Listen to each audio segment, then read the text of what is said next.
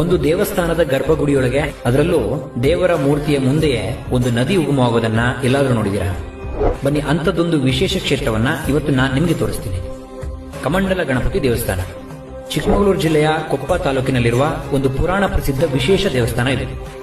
ಶನಿದೋಷದಿಂದ ಮುಕ್ತರಾಗೋಕೆ ತಪಸ್ಸು ಆರಂಭಿಸುವ ಮೊದಲು ಸ್ವತಃ ಪಾರ್ವತಿ ದೇವಿಯೇ ತನ್ನ ಮಗನಾದ ಗಣಪತಿಯನ್ನ ಪ್ರತಿಷ್ಠಾಪಿಸಿ ಪೂಜಿಸಿದ ಜಾಗ ಇದು ಅಂತ ಪುರಾಣಗಳು ಹೇಳುತ್ತವೆ.